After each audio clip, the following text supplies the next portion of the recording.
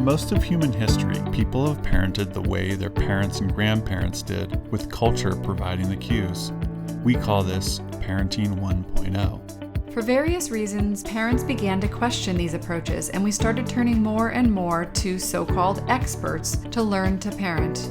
This was the beginning of Parenting 2.0. This allowed for some real advances, but also a lot of confusion as we got further and further away from our natural parenting instincts. Parenting 3.0 is about reclaiming those instincts and integrating them with our current understanding of child development. It brings together the wisdom of the past with the best scientific and psychological research of the present. Parenting 3.0 isn't a fad or a quick fix. It's a set of principles that allows us to engage with our kids and life from an informed and empowered place. I'm Jai Flicker. And I'm Deb Blum. Welcome to Parenting 3.0. Hi everyone, welcome to part 2 of our attachment series. If you haven't listened to part 1, you might want to go check that out. Today we're going to be starting off exploring something called the strange situation. Very interesting research. We hope you enjoy the show. So I would love for you to talk more about, let's just go into attachment theory. We've talked a lot about what it's sort of not. I mean, we've hinted at what it is and why it's important, but let's talk about attachment theory. And one other thing I want to do as we start to get into this is talk about where most people, and including myself, when I first heard about attachment theory, I heard about it in a framework that's super useful and interesting and helpful that I want to explore right now, but that is just the tiniest tip of a much bigger iceberg than I ever imagined existed in terms of the full attachment theory. Yes. And for me personally, Yeah. what you're going to talk about actually in some ways confused me. Actually, me too. A little bit. Yes. Both. I'm just giving people the heads up that it might be a little confusing. Yeah. And but the attachment theory, in my opinion, as we describe it, is actually less confusing. Yeah, I agree. 100%. Love that. So basically, so a lot of people have heard of attachment theory, if I can summarize it, as the way that we bond with our parents, mostly our mothers, but also our parents, in the first few years of life. And the idea is sort of, we can either have a secure attachment then or an insecure attachment. And that shapes how we bond with other people, especially our, future intimate partner, for life. That's it's a little bit deterministic or fatalistic in that sense, and it's like, well, you hopefully you got it good, and if you didn't, oh well, so, you're gonna just have problems. I think it's a useful construct. It helps. I think it's popular for a reason, because it is this very short, relatively simple idea that people can kind of grasp onto and see it in their own life. It's like, if you had a really loving, supportive, nurturing, warm connection with your parents, you're probably gonna be able to access that and bring that into your adult relationships and vice versa. So it's not like that's completely wrong. It's just that it's such a small part of the whole story. Yeah. Those distinctions of which I'll get into more, actually came from a very specific place. A researcher and psychologist by the name of Mary Ainsworth, who actually worked with John Bowlby, the godfather of attachment theory. Neufeld, points out he didn't invent attachment theory. He came up with a name for it, which was a huge contribution, but not. He said people have been studying attachment for literally thousands of years and talking about attachment, just not using that word. Right. And the importance of having a word in science, in a discipline, to organize around is no small thing, because it allows someone like him and everyone interested to bring together all this disparate research and form it into one coherent body of research. And so it's, what Neufeld has done, and we'll get into this, is integrated these thousands of years of insights into human nature and human relating under this banner of attachment theory, which John Bowlby coined in the 50s, basically. Yep. Okay. So Mary Ainsworth was working with John Bowlby directly, and she went on and did some very useful research. She first studied, I'm going to read some of this here. She first studied, she was doing some observations in the field. She said, it says, I'm reading from a book called Attachment Disturbances in Adults, which is all about actually treating attachment disturbances in adults. I guess that's sort of the name profound. Sort of says it all there. But is co-authored by a psychologist and meditation teacher, Daniel P. Brown, who I got to know as a meditation teacher, and then it turned out he was also an attachment theorist and psychologist, and I was like, kind of no wonder I like his teaching so much. But yeah, he studied this and written about it, and so I'm reading from that book right now. It says that Ainsworth saw the value of direct observation in the natural environment, and in 1954 she started her first major research project using direct observation of infant-parent interactions in Uganda. Okay, so this was a brand new thing, to go observe actual parents and infants interacting and start to categorize and start to try to see how different styles of relating led to different outcomes. Mm-hmm. This was so it says in the early 1960s, Ainsworth started a second direct observational study of child-mother interactions, this one of American mothers and infants in Baltimore. In this study, she hoped to collect further data on the distinct patterns of attachment she had initially observed in Uganda. In this naturalistic observational study of babies in their family home environment, Ainsworth observed that the American infants showed most of the same attachment behaviors that their Ugandan counterparts did. So she was starting to see this is not just, it's not culturally specific, it transcends that, which is, one of the reasons it's such a powerful theory. Yes. It's really we're really talking about human nature, not a particular version of, or a particular cultural style. Right. So I'm going to skip ahead here, because what they did was they devised this experimental method called the strange situation, and basically it was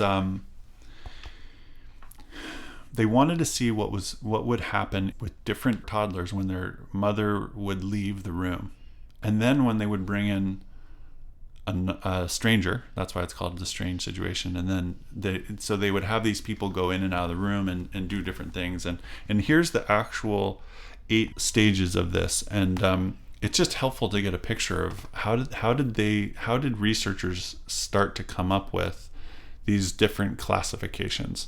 So stage 1 was the infant and his or her mother are introduced to an unfamiliar playroom in which a large array of toys are strewn around the room to encourage exploratory behavior in the child. 2, the mother and infant are observed for 3 minutes. 3, in the next 3-minute sequence, a stranger enters and is at first silent, then converses with the mother, then initiates interaction with the infant. This episode ends when the mother leaves the room. 4, the stranger is in the room with the baby for 3 minutes. This is called the first separation, or less if the baby becomes overly distressed. 5, in the next 3-minute sequence, the mother returns and comforts the infant, first reunion, and the stranger leaves. After the mother leaves a second time, the infant is alone for 3 minutes. 7, the stranger returns and focuses on the infant for 3 minutes. And then 8, the mother returns and comforts the infant while the stranger leaves. Okay, so basically you have the mother playing with the child, and then the stranger comes in and talks to the mother and then interacts with the child, and they're starting to see like how receptive to this stranger is this child? And then what do they do when the mom leaves? What do they do when the mom comes back? And what they started to see, and I'm going to go into this more right now, but they started to see that some babies were more connected to their mothers, some were less connected, some were more clingy, some were more easily consoled after the mother left, and some were less easily consoled. So they started realizing, like, okay, there are differences in the ways these patterns of interaction between mothers and infants, and they started to also correlate those different types of behaviors with the styles of the mothers. Mm-hmm. Okay, is this making sense? Yep. Okay, makes a lot of sense. Okay, so it does make me want to try to find something to put in the show notes to show. I had watched a YouTube video once that showed the process. Mm-hmm. Okay, yeah, that's a great idea. So we'll come up with something, if maybe that same video. Yeah. So basically what they found originally were 3 different types. There was sort of a securely attached child, right? And then there were 2 other insecurely attached types that they found. Eventually they found a 4th type, but that wasn't until later. So initially these securely attached infants showed significantly greater exploratory behavior when the infant and mother were in the room together. So I meant to mention this before, but basically the early construct of attachment showed 2 sides, 2 kind of rhythms. There was the like connection part, and then there was the exploration part. And Bowlby himself observed that babies and infants and toddlers who were more securely attached to their mothers mostly, but to their parents, were far more likely to venture out and explore their environment, which was actually surprising at first, because they were looking at attachment as a proximity seeking drive. So and proximity is about closing the gap, and finding the secure parent, right? It's like when a child is feeling shy and leans in and hugs the leg, that's attachment, and it's this proximity seeking drive. So then they thought, well, why would the more securely attached, why would they go out? And that's the opposite of proximity. And of course the answer is that knowing that they had that secure base, they were more confident that they could go further away and not worry about it, because if they did sort of get into trouble, or once they felt like they were ready for connection again, they could easily come get it. They were not preoccupied with maintaining that connection. Right, which is a very key piece to attachment theory.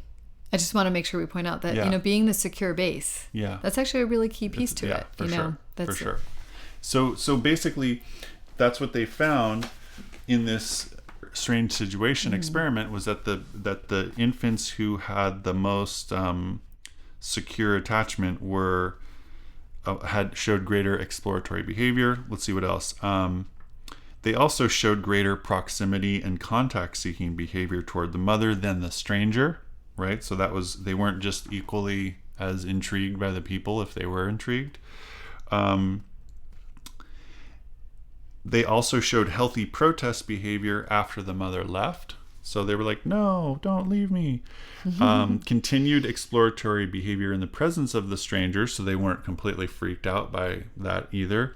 Less crying and more exploratory behavior when left alone, and less resistance and greater contact seeking in both reunions. Okay, so it was sort of better at every stage in a sense. But so that's when there was a secure base of attachment, and then there were these 2 ways that the insecure attachment could show up. One was avoidant, and one was, they called it ambivalent, but I would call it more anxious. So the avoidant type of insecurity was they had the infant had sort of learned that they couldn't quite rely on that secure base, and so they just said, well, I'm gonna stop looking for it. And so they were higher on the exploratory behavior and lower on the proximity seeking. So they would go, well, let me read it. It says they called it Group A for avoidant. Group A infants were characterized by avoidance of the mother. These infants showed significant resistance to physical contact with the mother. Avoidant infants showed strong exploratory behavior. And, well, there you go. And might someone think that's like, oh, look how independent they are? Totally. Yeah. Totally. This is yeah. So you can get a little confused because you can think, oh, look at my independent little one. They don't even need me. Yeah. And that could. So that's a great point. On the other side, they found these, they're calling them Group C infants, and they originally called them conspicuous contact or interaction resisting behavior. Anyway, they're just Group C, okay? And it says Group C infants cried significantly more than infants from the other groups during episode 2, in which the infant is with the mother in an exploratory context. So they were more the clingy type. Maybe that's C for clingy. They were preoccupied with maintaining that connection. And so they never felt like they could trust it, so they wouldn't explore. It says, in addition, they expressed or displayed difficulty in being comforted upon reunion, which the researchers thought that reflected the extreme distress in the separation episode. So this is why they called it originally ambivalent, because they would be clingy and then the mother would leave and then they'd be freaking out. And then when the mother came back, instead of being clingy still, then they would be sort of harder to sort of comfort. Mm-hmm. So, which makes sense, but is sad. It is sad. Yeah. So this is why I think it's now sort of called anxious. Right, there's this clinginess, and then later on they discovered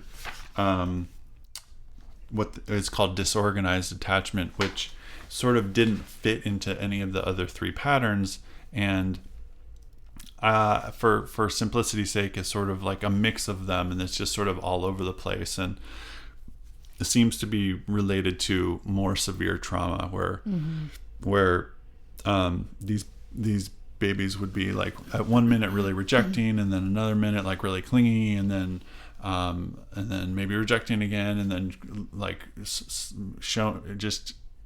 sort of erratic, right, in their behavior.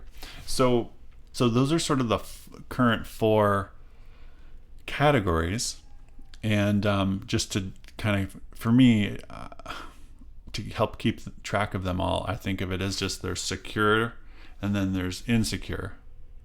And of the insecure types of attachment, you could either be sort of clingy or sort of avoidant or dismissive, or, venturing out but not wanting that closeness. And then there's this 4th category of just kind of being all over the place. That's great. You know why I realized why I was confused by it all this time? It was because when I would look at it as an adult, try to figure out what I am. Yeah, and but then I didn't feel like even though I knew attachment from like Neufeld's attachment, I still wasn't exactly sure how to connect all of the pieces. Yeah. And I'm not suggesting you should do that right now, maybe, but like I think I wanted to know, well, what do I like besides what I need to do to create secure attachment? That one was more clear. Like I kind of was, what do I need to not do? How do we create these other things? And even though I felt like I remember reading about it, and I definitely felt like it was much better for me to put that aside a little bit, for sure, and then just come into attachment theory the way that I think both of us really feel through Neufeld, and through the approach of like, okay, how can I reawaken my natural instincts instead of getting all caught up in the fear of right, or even, oh my gosh, or even just the categorization. I definitely think there's it was kind of a fun thing to kind of go, okay, well, what am I? What's Yeah. my attachment style? And to kind of oversimplify it. And there are surveys or whatever or not surveys, but assessments you can take online that kind of says, oh, you have generally this style of attaching. And then it would be like, okay, I'm a this kind of attacher. And what does that mean? And it was a nice, simple paradigm to kind of grab onto. Yep. But I completely had the same experience where once I started learning the fuller version of attachment theory from Neufeld, I was like, you know what, I'm gonna just not even try to like integrate this in. I'm just gonna set that aside. It didn't even seem useful really anymore. Right. That's kind of how I feel about it. Yeah. Yeah. It's sort of like anything. As soon as we start labeling, we start putting ourselves in a box as if like that you're just fixed there. Like that's who you are, and then that's just what you have to deal with. And I think I know for me, and I think for you too, that I want to have a much more hopeful view on this, and not look at this and again go back to the part that we said before, that like it's never too late. Yes. And and ideally it's never too late, meaning the parent can step into the role of prioritizing attachment with their child.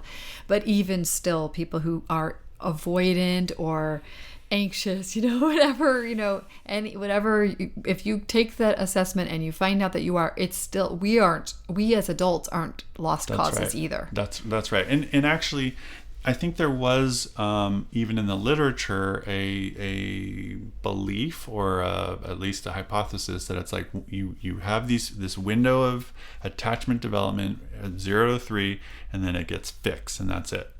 And Neufeld is extremely clear about that being an incorrect conclusion, and that this construct of attachment is so deep and so ancient. It's always available, and as soon as it gets activated, it starts being helpful and beneficial and healing and growth supportive.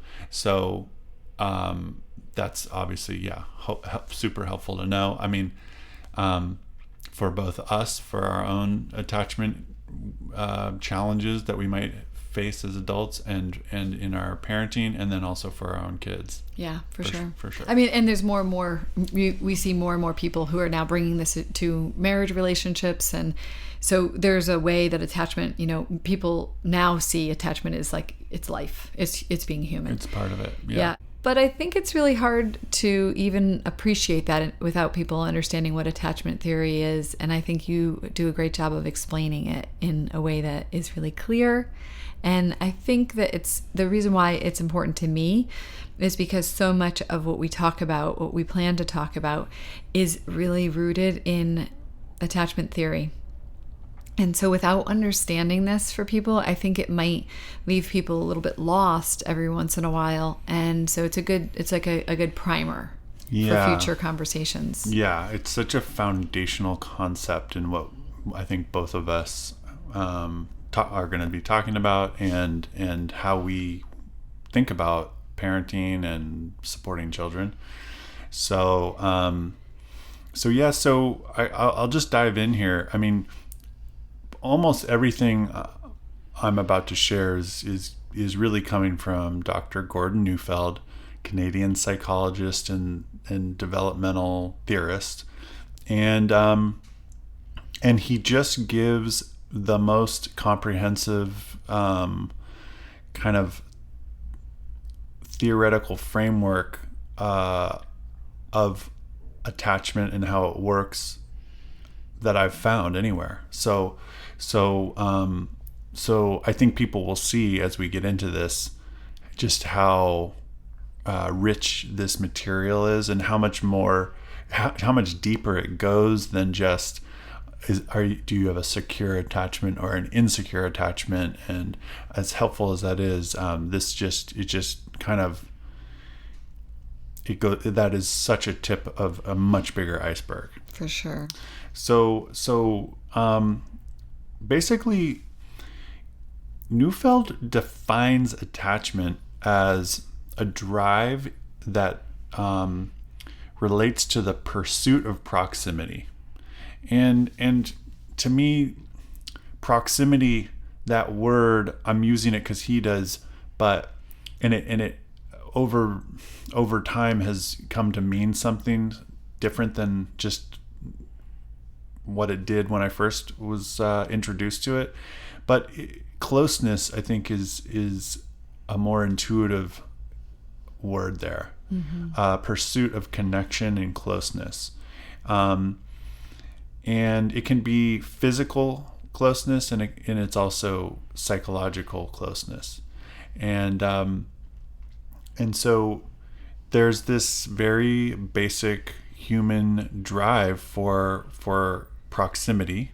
And the reason it's so primary is because that's how we get our needs met, both emotional but even also physical when we're born, is through relationship. There are many animals that when they're born, they actually can just walk immediately and go start eating food, on their own. But obviously human infants are not able to do that. So the primary drive is to bond. Neufeld, interestingly, he has a chemistry background, and so he kind of does this thing that I love where he says, well, it's not just that attachment is fundamental to humans and even animals. He says it's also a fundamental principle of the entire universe, and says that if you look in chemistry is all about bonding of elements and atoms and there's these and gravity, even physics, it's all about attraction and connection and things sticking together. And he, as you know, talks also about in biology the trees and plants and flowers, rooting into the ground is a form of attachment and connection. So he really, when I first heard that, I at first I was a little bit skeptical as to is he kind of taking this too far? A little bit. There's a part of me, and then the more I thought about it, the more I really realized, like, this is a universal principle, and the way it shows up in us is through these human social connections, and at the core of that is this idea of attachment. Yeah. So I know, and I never had heard Neufeld speak from that place about biology and chemistry, and it really it shifted me a little bit more too, because it's not that I had any doubt, because I've lived it. I've experienced attachment and what it feels like in family, but I think it made it feel more made it just feel like it's just part of the universe we live in. The very fabric. Yeah. So there's a few really core key ideas that help start to explain how attachment works, not just what it is. And one of those is that there's an attachment. There are complementary attachment instincts, one in the child and one in the parent. And the instinct in the child is a seeking instinct. It's if that child doesn't feel secure, they will seek that attachment connection. The core of the parent side of that complementary instinct is one of providing. So, it's when we hear the baby cry, we also pursue that proximity. We want to run to the crying. We want to go to and comfort, but it's not a seeking for something. It's a seeking to provide something. So these two complementary instincts sort of act on both parties to facilitate that closeness and connection. And that's important because and this made me bristle the first time I heard it, so I'm thinking how to say it, but because the dynamic is not one of two similar energies. It's actually hierarchical, and in this day and age of equity, and the idea of hierarchy can sometimes be off-putting or even threatening. But this is, once I understood it better, I realized how important this concept was. And basically what Neufeld is saying is that in the attachment dance, as he sometimes calls it, it is the parent who is responsible for fulfilling the needs of the child, and never the other way around. And if the child feels responsible for doing that for the parent, it actually throws off the attachment dynamic and leads to all kinds of problems.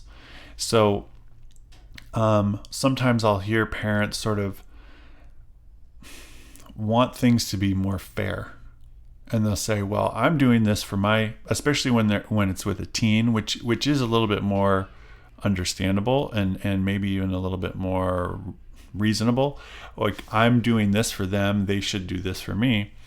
And I don't mean to imply that there's no give and take in relationships, especially with teens, but we want to be really clear about the idea that the optimal attachment dynamic is one in which the parents are protecting, caring for, providing, and taking responsibility for the child, and the child is not doing the same thing for the parent. The idea is actually to free the child of the burden of trying to either protect oneself or to find someone who will protect them and care for them.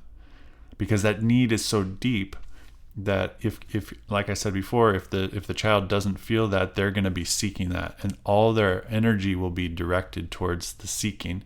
And if that seeking is unmet, then they can get stuck and preoccupied with seeking for that. This is the insecure attachment. And so when we provide that for them, their nervous system knows that once it's met, it knows it can relax and then channel all that energy that was going into seeking into growth, into the maturation process, into development. And so there's this simple but I think deep idea that the goal of a secure attachment is to free the child from their preoccupation with seeking. And when we free them from that preoccupation, then they can relax, they can rest, and their energy flows in a different direction. Okay. I love that. Yeah. So I have a few thoughts. For one, so and if I recall, one of the key components to this is that the parents are also, especially in those really young years, there's an anticipatory meeting of their needs, right? So the kids aren't, most of the time a young baby can't tell us what they need. So there's a way that we're anticipating. Is it a dirty diaper? Are they hungry? We're sort of guessing and trying to figure it out. And then maybe eventually we get a little better at that. But even as they get a little older, there's a way in which we're meeting their needs that they might not even know they have. They might have an emotional need that we meet, and they aren't able to articulate it yet. And that's part of the journey of them becoming more emotionally intelligent about their own experience. And when you talk about, so yes, you would say that that's accurate, right? So that's part of it. It's actually the ability to anticipate needs that aren't being spoken, that the dependent child knows the parent is going to be able to meet them. Yes. And yes. Well, yeah, go ahead, because I'll hold my other thought, because I really want to make sure that you are able to expound upon that. Yeah, because it's complicated, because and this is one of the ways in which attachment theory has been super helpful for me is that really if you understand that the main need is just for a secure attachment, then as kids start to become more verbal, like my 2 and a quarter-year-old can say, I want a bottle, I want a yogurt, I want a this, I want a that. But of course she doesn't realize that even though she might be hungry, she also physically hungry. She's almost certainly, if she's cranky, hungry for attachment.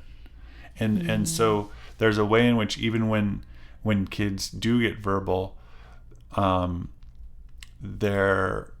if we take, it's a complicated thing, because if we take, we don't want to ignore the information they're providing, because if she's saying she's hungry for food, then that is probably true, but it's very difficult for children or of any age to articulate their attachment needs. Mm-hmm. And so if we provide their attachment needs for their attachment needs, then we're meeting them on a deeper level, and that physical hunger, I think the two even get mixed up a lot, because when we're very young, physical connection and nursing and food are all kind of interconnected. And so, this is a thing that happens frequently where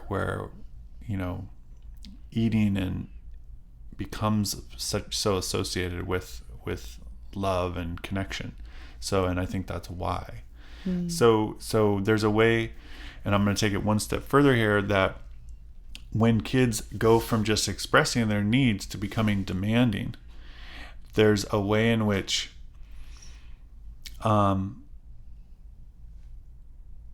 we can fall into a trap if we get overly focused on trying to meet their demands, because now they are running the show. They're saying, I want this, and trust me, I know this is a hard one to navigate. I'm for me at least. I want this, and then you go, okay, wow, they really sounds like they're really needing that, and so then I'm trying to be responsive.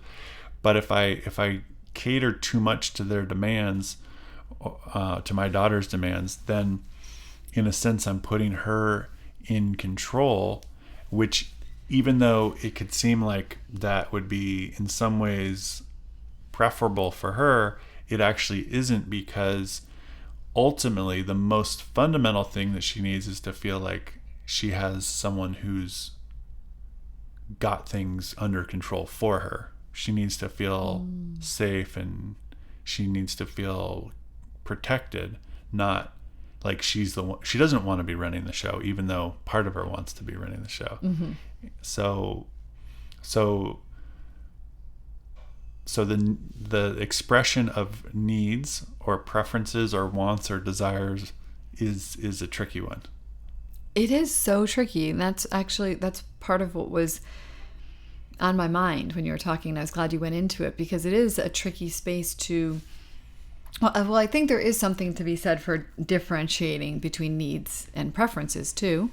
There are a lot of times when I know I eat when I know what I really needed was connection. And so I'm positive that if I'm doing that, I happen to know I'm not the only person who does do that, but also I'm imagining that does probably start at a young age, where sometimes our child does want to eat, and maybe a cuddle would have been, would have satisfied that.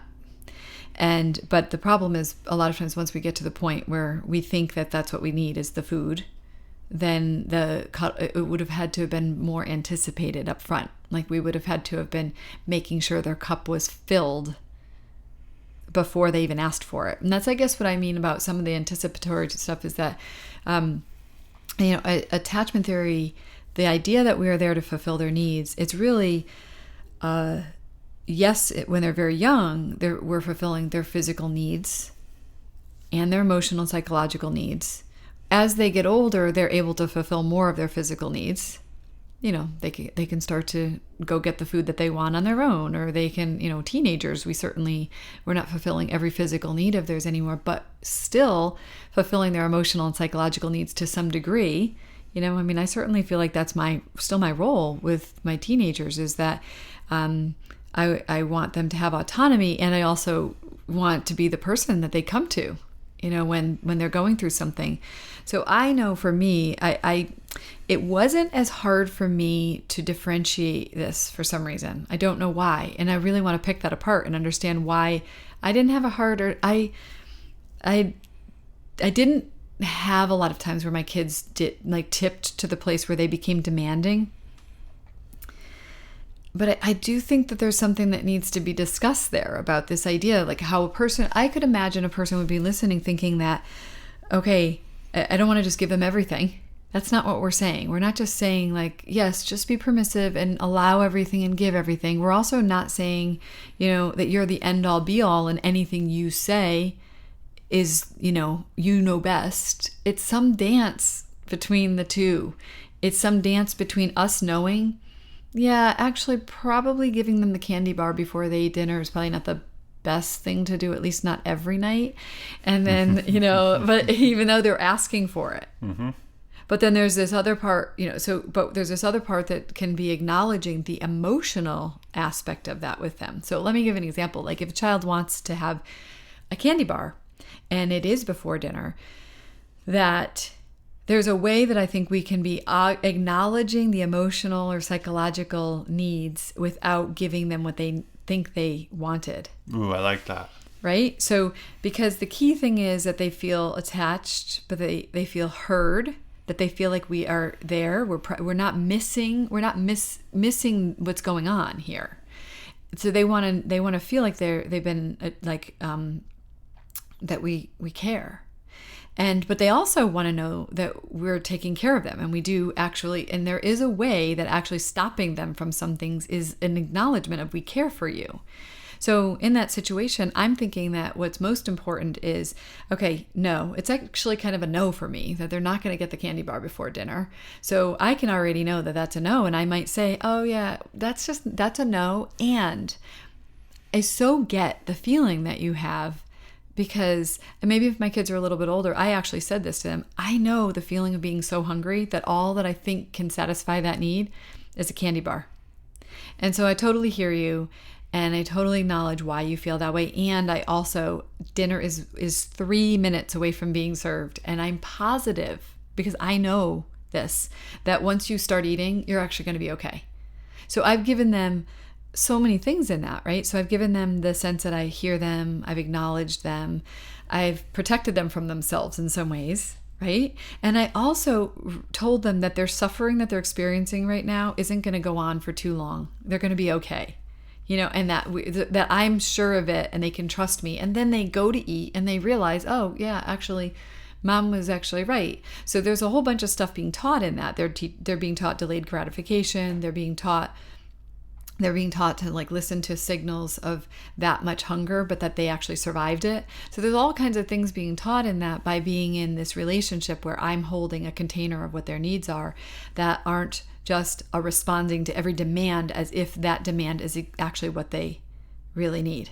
Yes, so how would you? No, I love that. And I think that, that there's a way in which being clear that that we can go to, I think, either extreme. One would be to go, I either I'm afraid of the sort of tantrum that would follow if I set a boundary, or I just don't want to deal with the grief I'll get, so I'm just gonna just give in and say yes.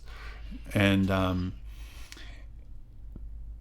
or on the other side, we could focus only on the behavior and just go, that's ridiculous, no, and set a firm boundary, which is probably the better option, but then not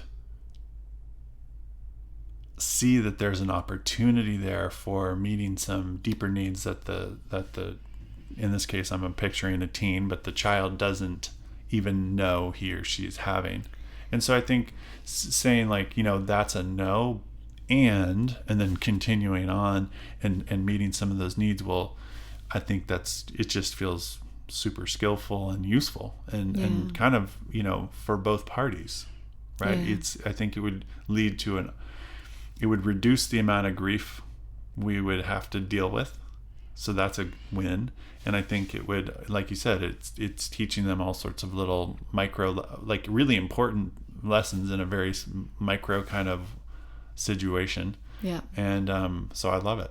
Yeah, and I just want to acknowledge that if you had a very young child, like I'm just thinking about like when my kids were teenier and they would want something that they couldn't have, obviously the number of words I would use would be way fewer, and the anticipated tantrum would be there.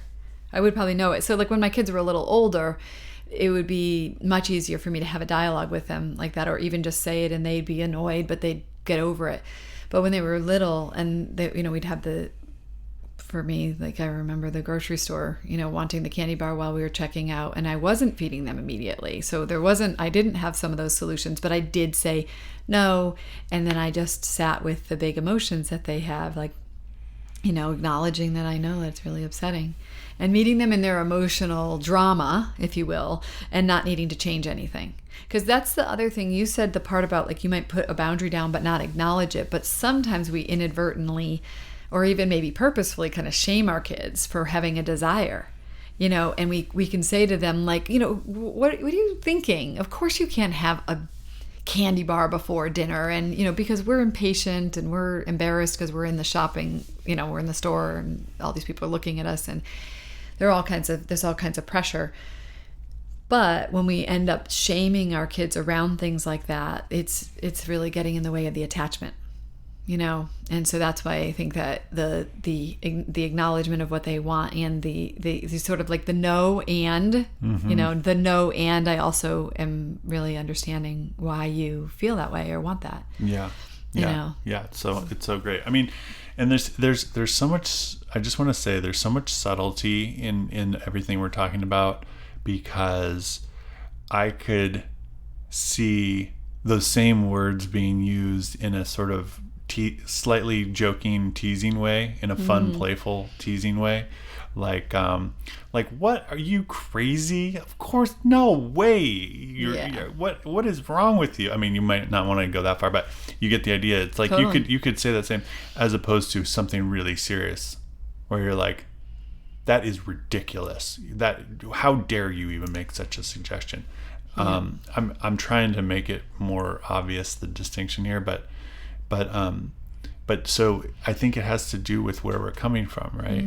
That's such a good acknowledgement. Like if we're coming from a place of like building the relatedness, that's gonna further our attachment connection. And if we're coming from a place of sort of well, I'm not even sure exactly how, but in that example, it was more of like just pure frustration or even anger or disappointment, that is going to have a different impact. Right, because it's not like the parent says, oh, I'd like to damage our relationship right now. But there still can be that question that we ask ourselves, is this going to be, in the best interest of deepening my relationship with my child, or does this have the potential to harm my relationship with the child? But when we're not thinking, that can happen anyway. We probably do.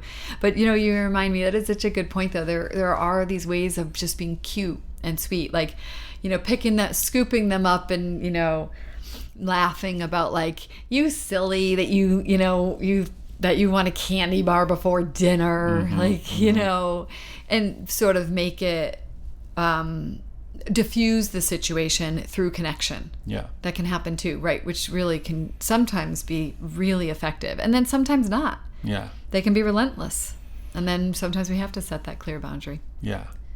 So I'm wanting to get a little bit more into the theory around attachment. I think these are great examples of how it can play out in real world situations. Yes, keep going. Sorry. No, please. I welcome it. I'm just thinking, one of the things that really blew my mind about Neufeld's framework was that he has this, it's not just that we attach, there's different ways that we attach, and those ways evolve in an ideal situation. with the first 6 years of life, each year there's a different way that becomes possible to attach. He's very clear to point out that most of us don't get all the way through this progression without getting stuck along the way. And so for me, hearing about this really kind of was both interesting, helpful, but also personally illuminating in a somewhat, it wasn't challenging, it was just raw. It felt very raw because it was going to such core elements of my own life experience. So I think it's helpful to listen to this both through the lens of thinking about a child, but also thinking about one's own childhood. So here we go. Thanks, everyone. That's a wrap for part 2 of our attachment series, and we invite you to check out part 3 that'll be launched next week. It's gonna be good. I promise. It's gonna be good. So, and we ask you to subscribe, to share, to rate and review. Super helpful. So we really appreciate it. We do appreciate it. All right, thanks. Take care. Bye. Bye.